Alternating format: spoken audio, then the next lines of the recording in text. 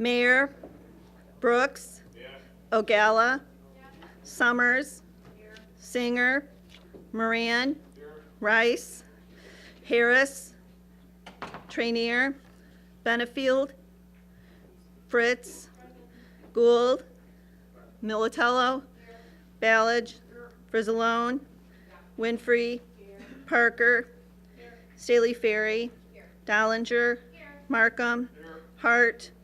Tuminello. Weigel. Ferry. Curlitis. And Mustis. You have a quorum. Okay. Mr. Brooks, like to do this in the pledge? Good. I pledge allegiance to the flag of the United States of America and to the republic for which it stands, one nation, under God, indivisible, with liberty and justice for all. Mr. Brooks? Okay, we have no minutes to approve, there's no old business today, is there? And under new business, we have a presentation by the Lewis University Airport. You know, Chris Lawson is director. I think that's your title, director, operator, whatever. He's going to come down and give us a presentation. But, you know, before we do that, you know, I know we have airport development kind of stops, and then it goes up, stops, and it starts up again, and improvements are made. So many of you in this chamber would have not been here when we were participating with Lewis Airport and helping with the expansion of runways and the improvement of runways and so forth. And Lewis as an airport does very often for projects does qualify for 90% funding from the FAA, where they have to come up with a 10%. And I want this chamber to know that we've been a regular participant and partner of Lewis Airport. So this is not new for us to be involved with the airport. It is a substantial transportation asset within our county, continues to grow, and of course, if it was a controlled airport, it would grow considerably, and it's a considerable economic asset to our county.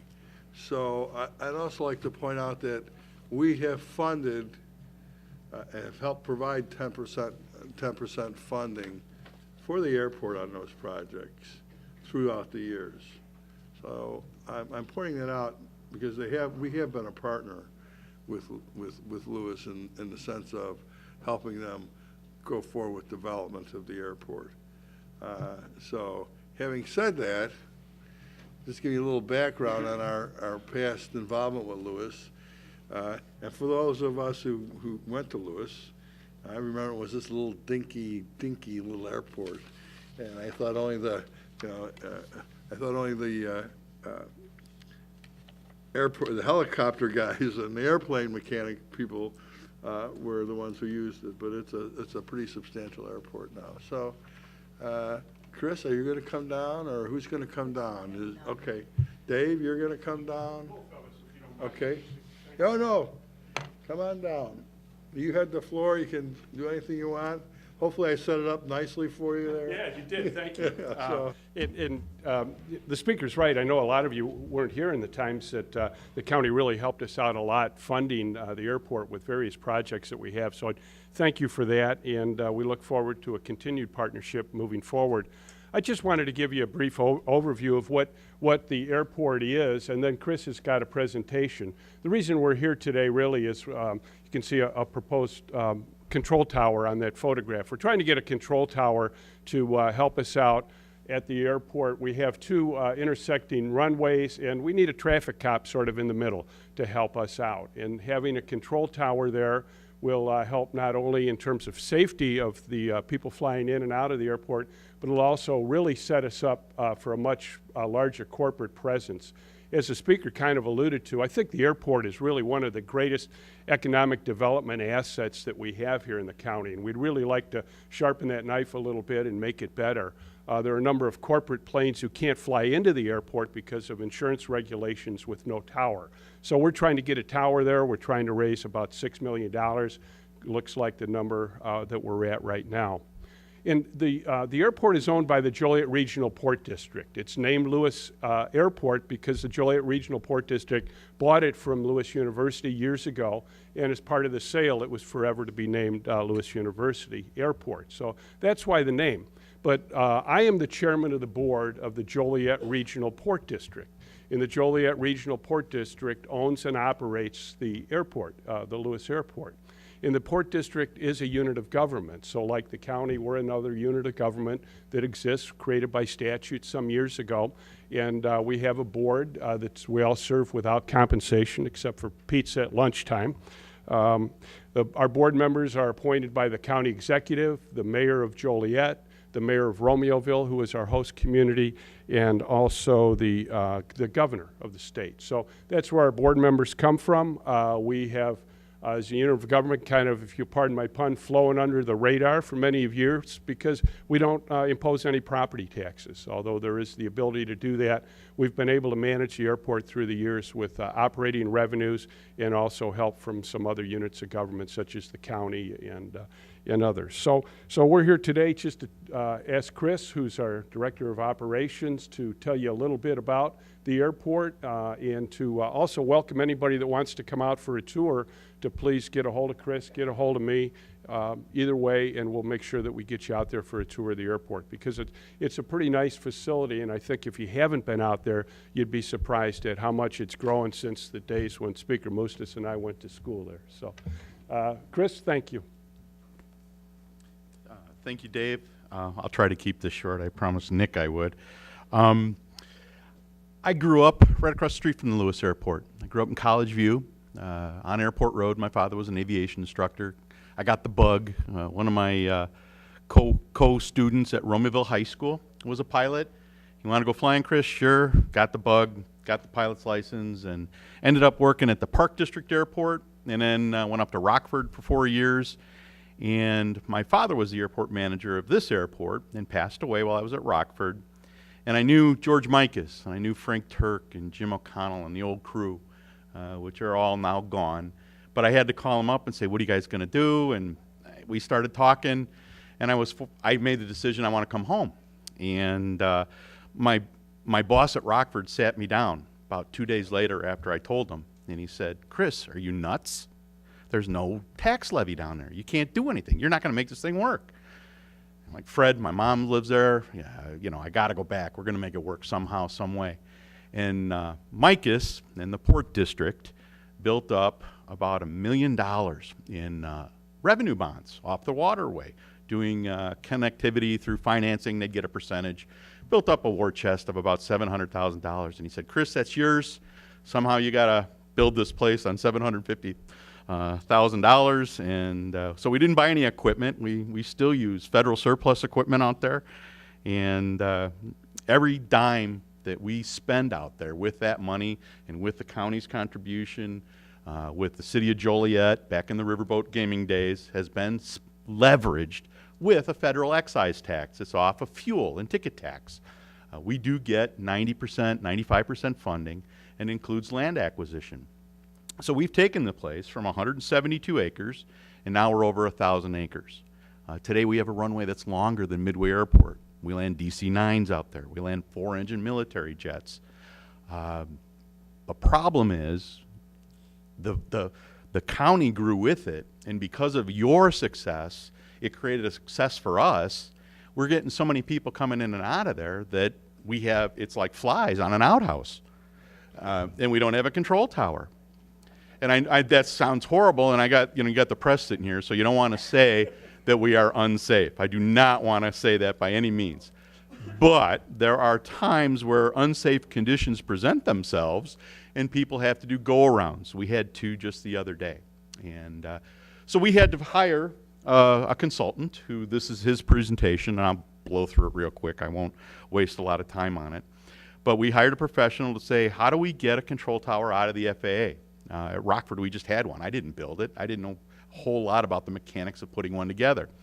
And it is specific. The last control tower was built something like 15, 20 years ago up at Waukegan in the state of Illinois. And it's amazing when you get into the statistics how Lewis Airport, which is another problem, and I don't want to come off saying that Lewis University, please don't, I'm not saying anything bad about the university, but the name of the airport. When we go knocking on the door to a congressman or a senator saying, hey, I'm trying to get some federal money for the airport in Will County, I'm at the Lewis University Airport, they think it's a private airport. And we signed the agreement with Lewis University that we would call it when we bought it back in 1989. And it just, you have to get over that hump. So there's like a lot of little humps in our way all the time. But to make a long story short, we're doing great. And we're here because of the success of this county. And it's a front door persona. I am the front door of the community via air traffic. It's just like coming down I-80 and you get that first commission. I don't care where you are on I-80, but you're going through a town. And what do you think about that town when you're going by? And you look at the aesthetics of it. The airport's the same way. We do everything we can to make the grass on the infield look good. We do everything we can to keep the place clean. Bathrooms, obviously, just like rest areas. You do everything you can to make it look good. But if the passenger in the back of the airplane is scared because the pilot just did a go-around, we've got a problem. And those people are coming in making land decisions. They're going to rent a warehouse. They're going to build a warehouse. They're going to buy a piece of land. So keeping this place safe is a responsibility of the FAA, of the Port District, and it falls down to anybody where we can get help. So if I may, I'll go through a contract tower program, what we're working on. The Port District has been accepted to a federal program that says the FAA will give us controllers. They're going to staff the tower. We've got them to agree to that. The problem we have is that we can't levy a tax and go out and issue traditional low-interest bonds and build the tower. However, AIP funds, those tax funds I was telling you about, we are eligible for the AIP funds to build the tower, but they have a $2 million cap. And back in the day when they wrote this language, $2 million was a lot of money. Now, to build a basic tower, we're not trying to build a Taj Mahal. It's not going to have Dave's picture on the side of it. It's just a traditional concrete panel that you see putting up just like a warehouse with a cab on top. It costs $6 million. The Congress and Senate keep passing continuing resolutions. In the next bill that they pass, they're going to remove that $2 million restriction. And that's really important to us because then we can ask for $6 million matching federal funds. And that's what we're trying to do. So that's our problem right now. I'd just like to go through why do we need it. We are underneath controlled airspace for O'Hare. The minute you take off in an airplane, we are limited at 3,600 feet unless you're talking to the big head. If you're just going out and heading south, they keep you away from the O'Hare traffic big time. If you drew a circle around Lewis Airport, there are over 660 based aircraft around my airport, and we're all staying underneath 3,600 square feet. And if it's a nice day, it just looks like a BB gun box going on. People are shooting at you from all over the place. Technology is expanded, increased. All the guys in the airplanes now, they're making it a mandate. You will have a fish finder in your screen. It'll show you where the airplanes are. Okay, and so technology has helped that, but you're still supposed to be looking outside the window and watching these airplanes.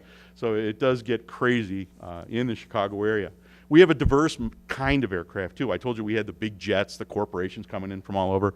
We've got small jets. We've got people that are enthusiasts. It's their boat. We have people who have home builds that built their airplane in a basement. And the wife was very happy when they finally get them out of the basement and bring them out to the airport. So we have J3s to G650s. We have diverse amount of pilot proficiencies, anywhere from ATP teachers that are teaching Lewis students. Lewis University has 30 operating aircraft. Their program has no cap on it now. They changed it this year where they're putting a third person in the airplane. There's a person sitting in back. They will stop halfway and trade passengers so they can teach these kids and spit them out. The airlines are gobbling up these people. They can't get enough air traffic controllers. So it's amazing what's going on out there. This is just kind of a diagram to give you an example of where LOT, that's Lewis's ORD, if you're on your ticket when you go through O'Hare, we're LOT, Gary, Midway, just to give you a rough idea of where we're at. The purpose of the controller is to prevent mid-air collisions, obviously. We have 2 intersecting runways, literally, that intersect in the middle. And if the winds are light, it happens occasionally where one will take off on one will take off the other, and we have no traffic light out in the middle. We have no cop out there.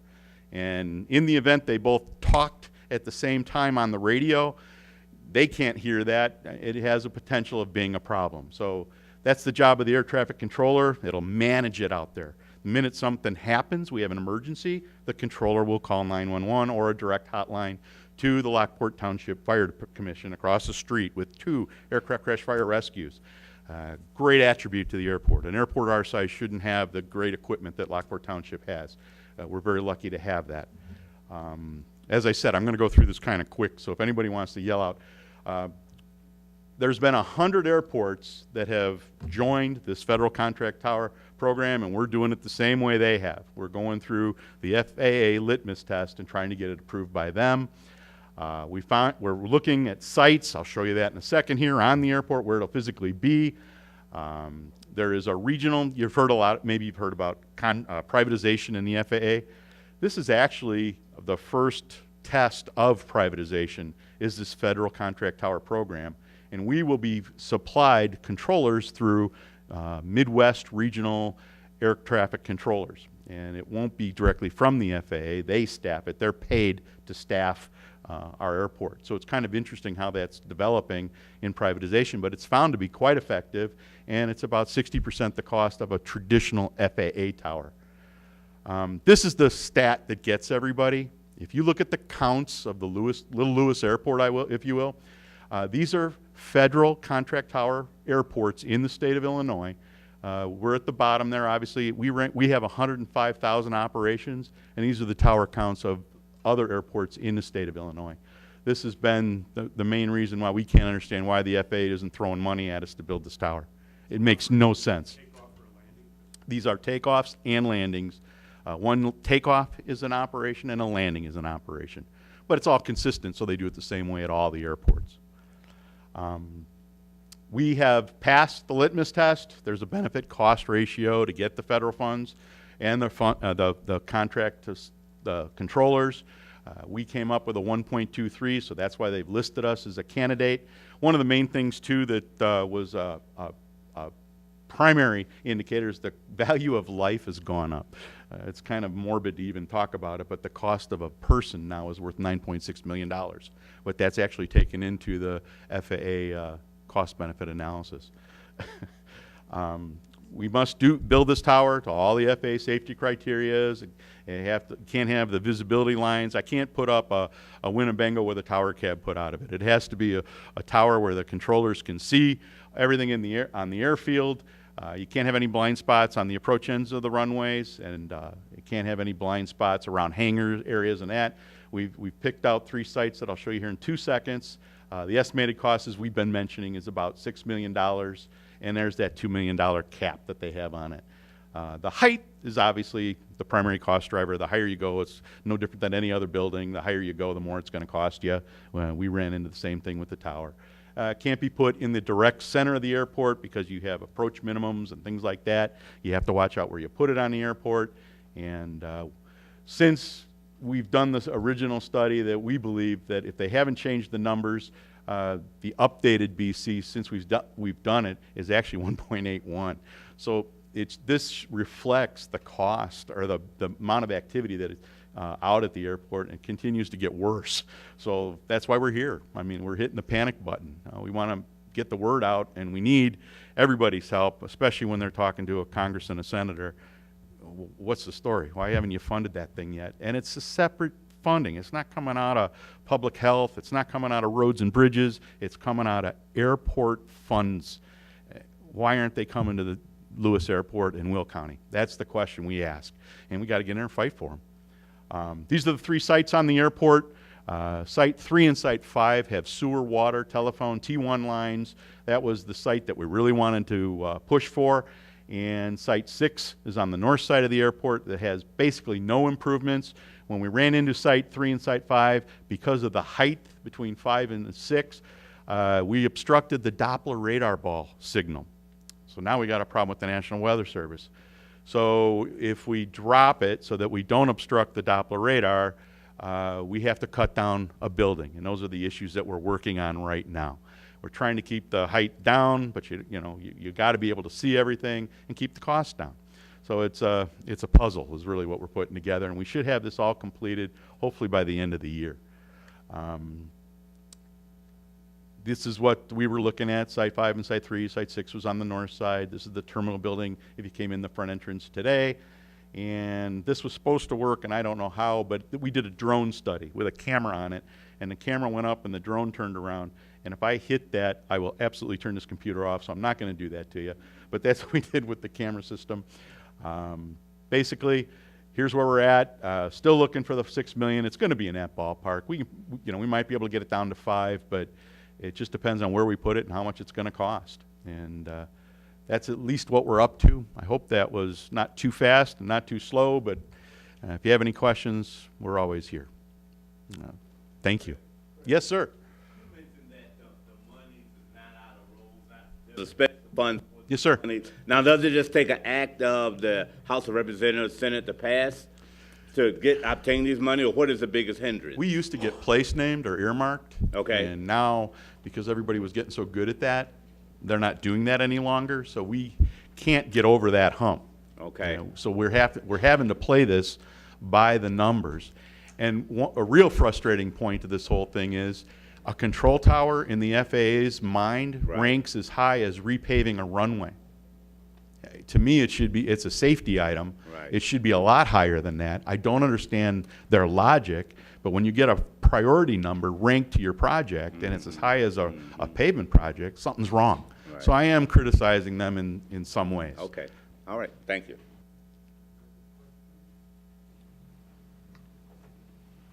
Okay, well, go ahead, Ray. Currently, you have 4 RNAV approaches, right? And you have 2 localizers, right? Yes, You do not have any ILS approaches. we do not have the glide slope, that's correct. We have localizer DME. It's basically when the clouds are real low and it's really bad. Yeah. If you've ever seen a gun sight, we've put in a localizer system that just gives the pilot a center needle, and if he keeps that needle straight, it brings him right into our runway from about 100 miles out, and he can't see the ground. So it's a real efficient. They have them at O'Hare today, at every end of the runway out there. So that's the common thread. And in those particular improvements that we put out there, the Port District was only offered an 80-20 grant. The FAA wouldn't participate on them from the state of Illinois back when they used to spend their gas tax for that. Okay, thank you. Judy? Thank you. Hi. Thanks for that great explanation. I think it's so important to know that it's very rare, as far as I know, that an airport doesn't have a tax levy. I mean, a lot of the small regional, I know DuPage does it, Central Illinois Regional Airport, they have, most of them do have it, so I think it's really good that you guys are able to work your airport out efficiently and not put a line item on the property tax bill. I think that's something that's My next door unusual. neighbors would kill me. Right. I know. My dad lived in DuPage County, and he had a line item on his property tax bill Right. for the DuPage Airport. Yes. Yep.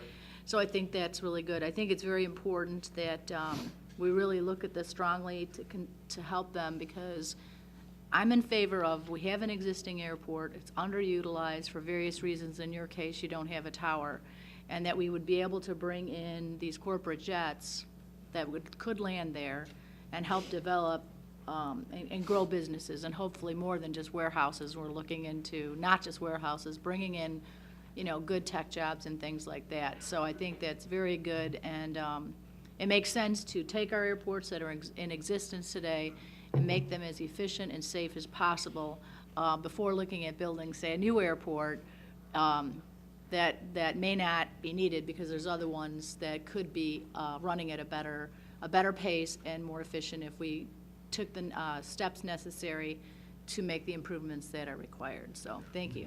Thank you. Chris, maybe you can touch on your revenue streams. I think you kind of touched on it briefly. You get fuel, you get maybe hangar rentals and that kind of stuff. So why don't you maybe just touch on what your current revenue streams are? Right now, the way we adjust our budget, the hangar rents pay for the revenue bonds that we've issued. and the fuel sales pay for labor, directly related with the airfield. And we need to, with our revenue bond covenants, we need to have a 25% coverage over break even, and we've managed to do that every year. So basically, you've operated on, primarily, operational funds have come from fuel sales, correct? Fuel sales and hangar rent, yes, sir. Yep, okay. So I want everybody to understand that is how they fund the airport. There isn't necessarily a separate funding for capital needs, I guess is what I'm wanting to get to. That's where it becomes tough. They can operate the airport on their revenues, but it's, right now the revenues aren't sufficient enough for capital projects. Yeah, the only thing we could do is issue more revenue bonds.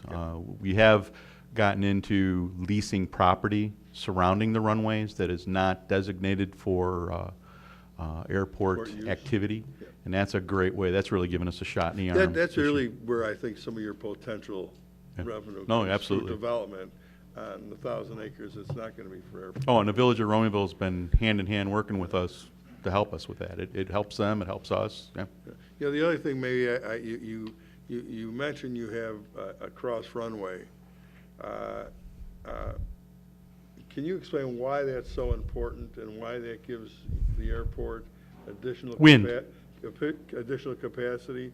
So in inclement weather or certain wind conditions, they can come in from different directions. Correct. If you ever go to YouTube and you look at the airliners that are about to crash, you know, that's always fun for everybody, right? You like watching those big airliners. They're having a hard time with the wind. So that's why a crosswind runway always helps. So it's something here again that makes, it's an improvement that was done to Lewis that gives you additional capacity, Absolutely. you know, so. I'm going to get to Mr. Moran here. I'm going to get to you last, Don, okay? Because I want to talk about some of your efforts. Suzanne, go ahead.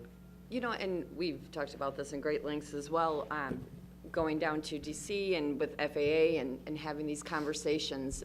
But are they, it seems that you've all been progressing a little bit faster these days. Is there some more say of, like, if the dollars come in, it's going to be a for sure thing? Not a for sure thing, but. I've got a $6 million problem, and we are, our plight is falling on deaf ears at the FAA, and we're working very hard with the Senate and Congress to go in there and bang on the desk. So if you get these dollars, then you're in. Yeah. That's all you're waiting. They see us coming, and they just roll their eyes. Oh, God, here he comes. You know, Yeah. Yeah. But we have to. I mean, this is not funny. Yeah. You know, as most of you know, we are pretty active in NACO, and we have had asked NACO to kind of take this issue up, not only for brick and mortar towers, but to also keep the pilot program for remote towers going, and continue as a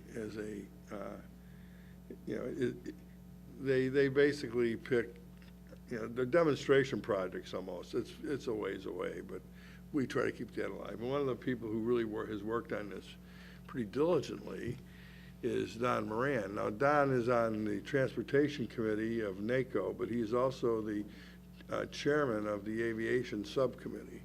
And Don has been pretty active on this, and I'm sure you're aware of that. So, Don, I'm going to give you the floor here if you want to make some comments. Thank you, Jim. Vice Chairman of the airport. Vice Chairman. I promoted you. Not Chairman. Because in my mind, you should be the chairman. But Next yeah, time. We have strongly advocated through NACO, and some of the resolutions that we proposed in the last 2 years have been incorporated into the FAA reauthorization and continuing resolutions. And I'm thankful that Dave and Chris, you guys came out today to give us this presentation, and you know that I'll do whatever I can do to support this, to get it to move forward, to work with Commissioner Hart to move our legislative agenda towards doing whatever we can do with Congress to get the FAA off the dime. You know, we've had meetings with the FAA, with WERDA, and the consensus there is, you know, they're not spending any money on control towers, even if it's just maintenance. let alone new construction. Like you said, the last control tower that was built was, you know, a couple decades ago. Right. It's something that's necessary. We need it here in the county. It would help us bring more corporate activities into that airport. It's something that we'll never be able to get, like a big corporate headquarters to come to this area without having a business airport that they can fly their people in and out of. And so anything that we can do to help. Thank you. I'm very happy that you guys finally made the decision, you know, which way you wanted to go with a brick and mortar tower. You know, I sat in on a meeting a couple weeks ago that you guys had with the FAA, and it amazes me the amount of information and stuff that goes into picking just the site for a tower. It's incredible, the things that they have to look at and what they have to examine and the problems that they have to resolve in order to do it. And if there's whatever we can do to help, whether it's funding through the county, if we can figure some way out to do that, if it's working through NACO to leverage the power of NACO to get the FAA to do something or to get Congress to move something, Congress and Senate. we're willing to help, or I'm willing to help. Yeah. Okay, thank you. Okay, is there any other comments? Anything else? Thank you. Thank you, Chris. Anything else? Okay, thank you. Thank you, everyone. All right, is there any other business to bring forward today? Is there any public comments today? Public comments? Okay, and then where there's no need for executive session, I'll entertain a motion to adjourn. So moved. Move second, all in favor? Aye. Opposed, motion, we're adjourned.